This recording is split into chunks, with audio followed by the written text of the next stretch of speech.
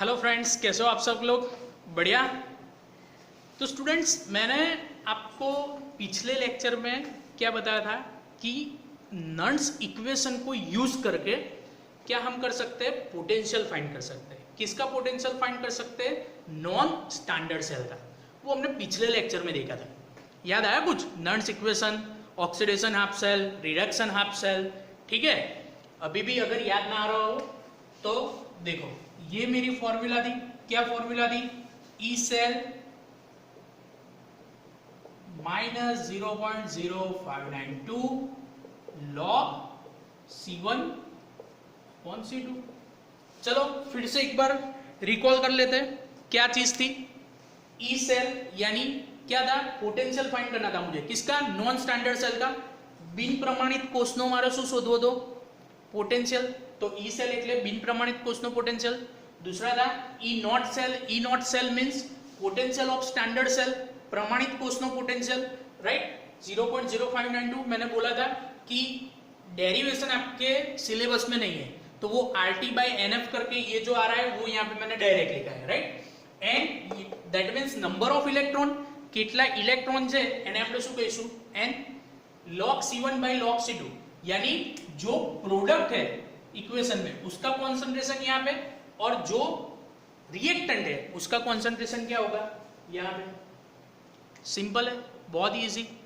तो बस इसमें सब वैल्यू निकाल के फॉर्मूला मेरे पास ये है, उसमें सब वैल्यू अगर मैं निकाल के डाल देता हूं तो मुझे क्या हो जाएगा? मिल जाएगा। तो आज एक एग्जांपल देखते हैं किस तरीके से फाइंड करते हैं। आपको एग्जाम में ऐसा दिया होगा, find the potential of non standard cell, ठीक है, और ये आपको प्रोसेस दिया गया है। अब सबसे पहली बात मुझे ये पता होना चाहिए इसमें एनोड कौन सा है और कैथोड कौन सा है। तो बट ऑब्वियस है, मुझे इक्वेशन पता है। याद करो कि हाँ सर, इसको हम कन्वर्ट कर सकते हैं किसमें? Zn gives Zn2 plus 2 electron, यानी ये क्या हो गया? Oxidation process, right. तो ऑक्सीडेशन प्रोसेस है तो उसका कॉन्सेंट्रेशन मुझे कितना दिया गया है?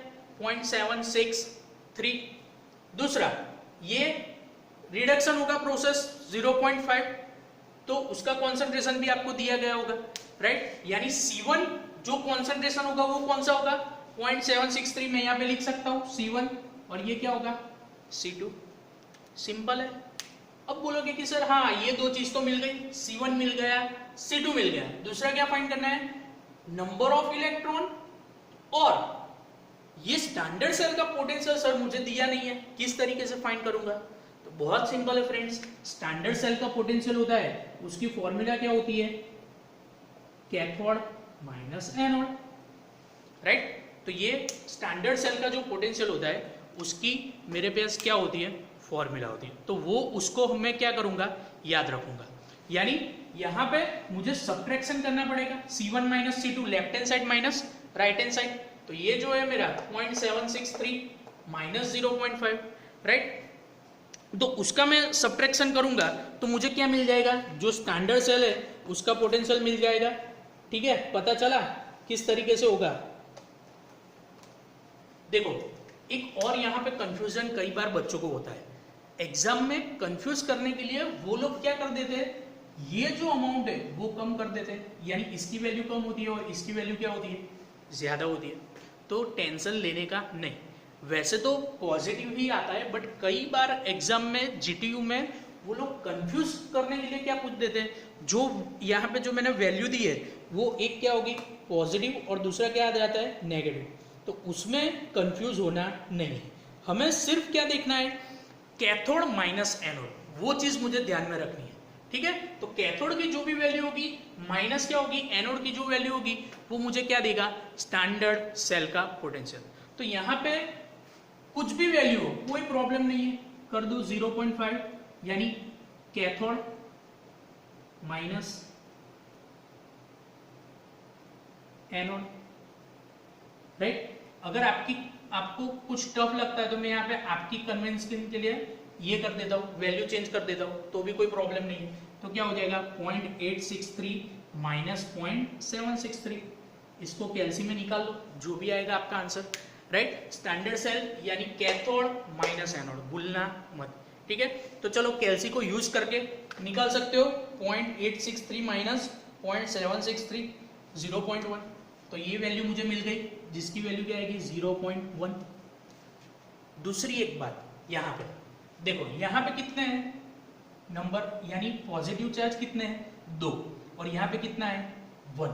तो मुझे ऑलवेज इक्वेशन को क्या करना पड़ेगा, बैलेंस करना पड़ेगा। जब तक मैं इसको बैलेंस नहीं करता हूँ तब तक मैं पोटेंशियल फाइंड कर सकता नहीं। तो सिंपल है, बैलेंस कैसे करेंगे, देखो ये Zn है, Zn से किस में कन्वर्ट हो रहा है Zn2 प्लस में, बट यहाँ पे Ag प्लस है, तो मुझे क्या चाहिए 2 चाहिए, तो यहाँ पे मैं 2 लगा रहा हूँ, और यहाँ पे भी 2, तो यहाँ पे देखो 2Ag बैलेंस हो रहा है, राइट। तो यहाँ पे मैं क्या बोल सकता हूँ, देखो मैं यहाँ पे बेसिकली आपको बताता हूँ कि n कैसे फाइंड करेंगे। तो ये Zn है, उसमें क्या हो रहा है, Zn से क्या हो रहा है Zn2 प्लस, यानी 0 था तो 0 से कितना हुआ 2 ऑक्सीडेशन स्टेट बढ़ा, राइट। तो नंबर ऑफ इलेक्ट्रॉन क्या आएंगे यहाँ पे मेरे 2, तो n की वैल्यू मुझे मिल गई 2 है, राइट।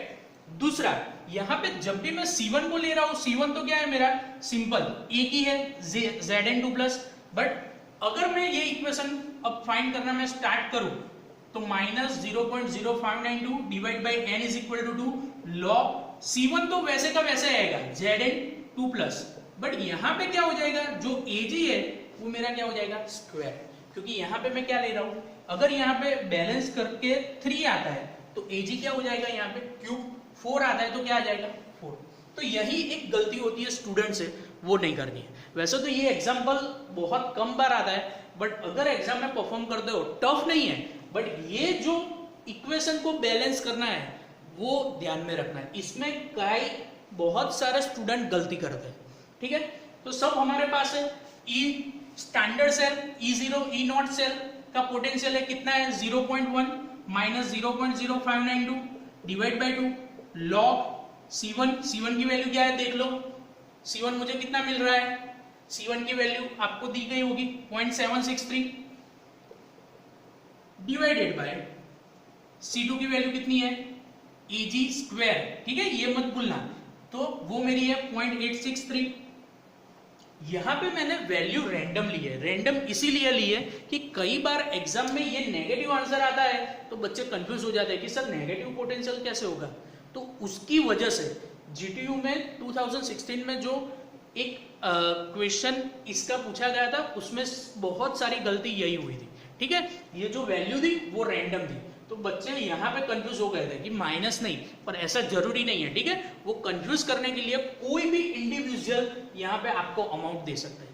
तो बोलो अब इजी है, अब सिंपल आपको कैलकुलेशन ही करना है, ठीक है। किस तरीके से करेंगे देखो, लॉग, यहाँ पे दूसरी एक गलती क्या होती है कि ये जो लॉग होता है ना, कई बच्चे क्या करते हैं एक्चुअल में ऐसा है लॉग दिस, राइट। तो यहां पे गलती मत करना, यानी सबसे पहले ये दोनों को सॉल्व करो, बाद में लॉग अप्लाई करो। तो आपको साइंटिफिक कैलसी अलाउ है, ठीक है, कोई प्रॉब्लम नहीं है, साइंटिफिक कैलसी से आप इजीली कैलकुलेशन कर सकते हो। मैं यहाँ पे अगर कैलकुलेशन करूं 0.763 डिवाइडेड बाय मेरा क्या था 0.863 मल्टीप्लाई बाय 0.863, राइट। तो जो मेरा आंसर आ रहा है वो क्या है 1.02, राइट। अब उसका लॉग मैंने बताया था आपको पिछले लेक्चर में कि कैसे लेते हैं, तो वो लॉग आप इजीली कर सकते हो, दूसरी बार बताने की जरूरत नहीं है, राइट। तो ये मेरा जो आंसर आएगा 0.0592 डिवाइड बाई 2 मल्टीप्लाई बाई मेरा कुछ आ रहा है आंसर 8.6।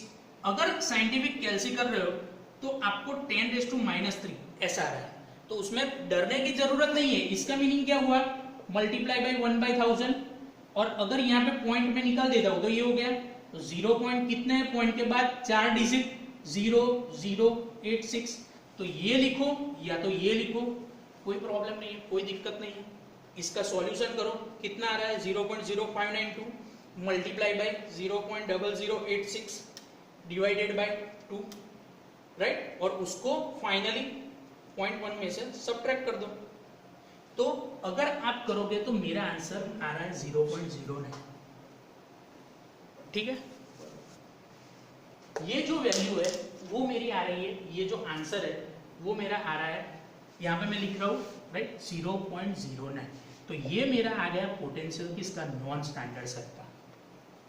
तो सिंपली कैलकुलेशन करना है, कैलकुलेशन में मिस्टेक मत करना। 2 स्टेप ही इंपॉर्टेंट है इसमें, एक ये इक्वेशन बैलेंस करना आना चाहिए और दूसरा पोटेंशियल स्टैंडर्ड सेल का फाइंड कैसे करना है वो चीज़।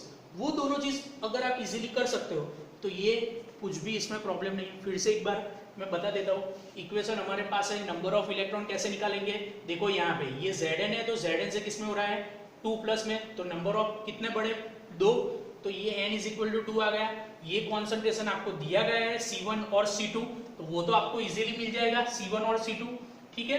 उसके बाद इक्वेशन बैलेंस मैंने कैसे की, यहाँ पे मैंने देखा कि 2 है ऑक्सीडेशन स्टेट, ठीक है, और यहाँ पे Ag क्या है सिंपल 1, तो यहाँ पे मुझे 2 लगाना पड़ेगा और इसी की वजह से यहाँ पे मैंने क्या ले लिया Ag²।